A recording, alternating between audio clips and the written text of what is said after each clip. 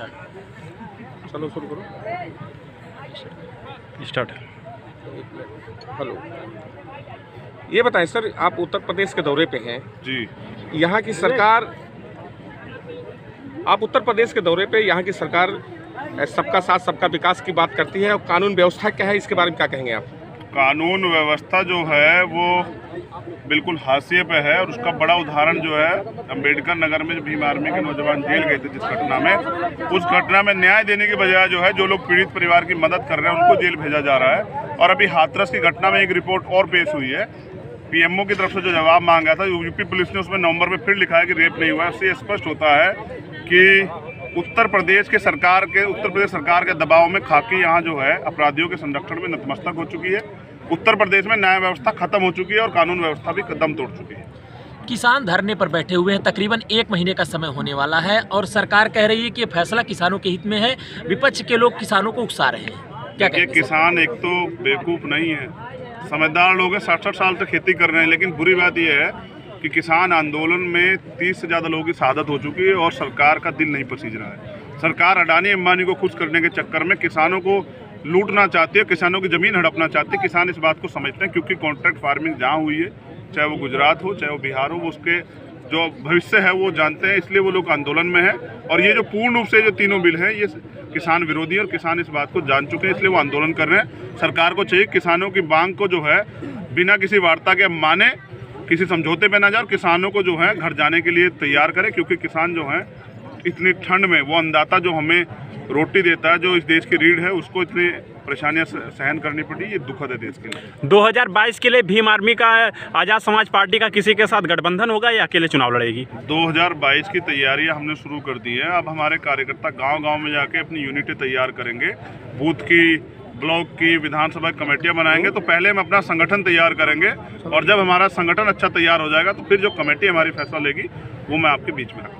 एक बात और बताएं, ये सरकार सबका साथ सबका विकास की बात करती है और खासकर दलित समाज को साथ लेने की, जोड़ने की बात करती है, क्या मानते हैं आप? देखिए, हाथरस में हमने इनका न्याय देखा। हाथरस तो एक घटना है, उत्तर प्रदेश के अंदर रोज 3 बलात्कार होते हैं हर जिले में। और अगर ये सरकार कानून व्यवस्था और सबके साथ सबके विकास की बात करती है तो उन 3 में से मैक्सिमम तो 3 ही हर जिले में, लेकिन 2 तो दलित महिलाएं होती, तो दलितों का तो विनाश हो रहा है सरकार में। और जिस तरह की घटना होने के बाद भी, अपराध होने के बाद भी, हत्या होने के बाद भी न्याय नहीं मिल पा रहा है और पीड़ितों को डराया धमकाया जा रहा है, उससे स्पष्ट होता है कि सरकार जो है पूर्ण रूप से दलित विरोधी है। ऐसी सरकार को सत्ता में बने रहने का कोई अधिकार नहीं है।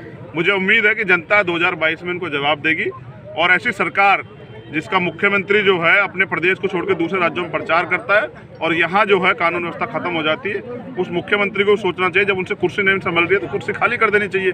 कोई योग्य व्यक्ति बैठे तो मुझे लगता है कि प्रदेश में कुछ तो कानून व्यवस्था सुधरेगी। तो भाजपा के नारों में कोई सच्चाई नहीं है। आज तक जो वादे करे थे वो खोखले थे और मुझे उम्मीद है इन्होंने वादे किए थे कि हम ग्रेजुएशन तक सभी बच्चों को जो है फ्री शिक्षा देंगे, तो मुझे तो कहीं नहीं लग रहा है।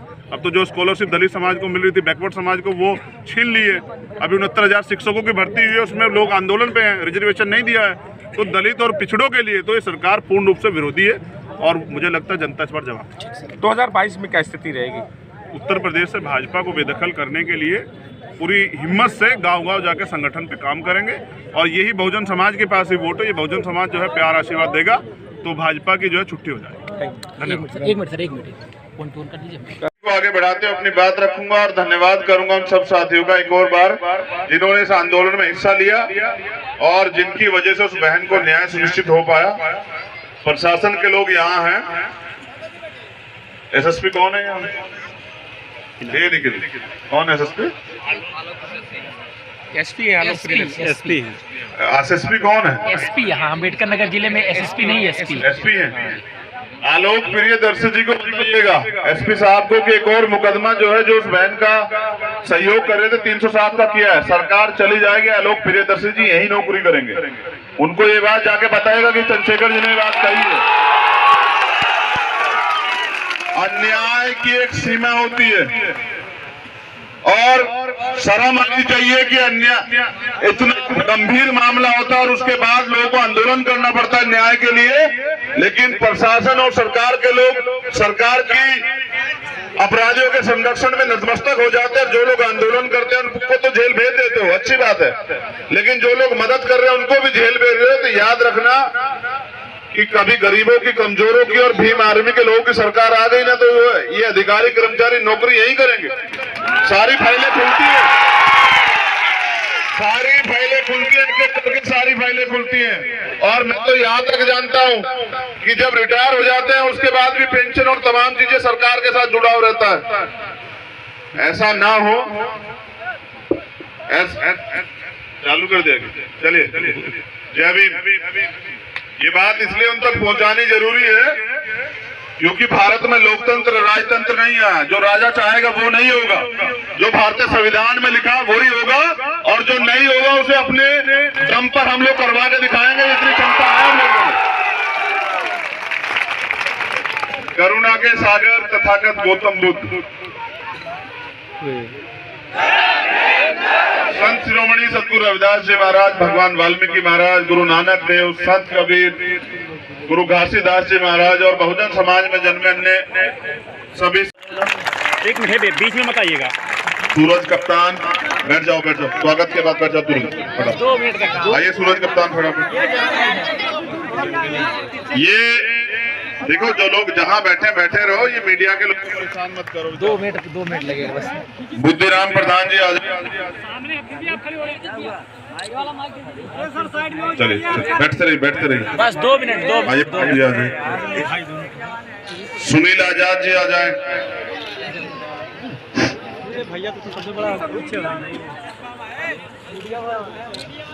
जय हिंद जी आ जाए। तेजी से सर, बहुत। जय भीम सर, जय हिंद जी आ जाए। बहुत अच्छे सुनील आजाद जी। अच्छा एनिवर्सरी भी है, चलिए उसके लिए भी मुबारकबाद एक और बार देंगे। अरुण कुमार जी आ जाए। कहाँ है अरुण कुमार जी? आइए। जय भीम। तेजी से। अमरजीत जी भी आ जाए।